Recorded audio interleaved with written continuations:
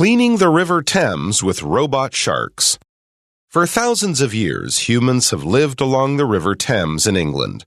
As a result, the river, which runs through southern England and the country's capital, London, has played a major role in the country's history and development. Roman invasions, Viking raids, and the construction of London's bridges all took place along the River Thames. The river's importance as a means of transport and trade made London one of the largest cities in the world. However, the river's importance also resulted in a serious problem: pollution. In early times, the River Thames had been used as an open sewer.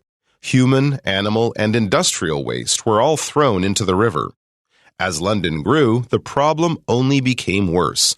Malaria and cholera, which were diseases caused by polluted water, were common causes of death until the early 20th century.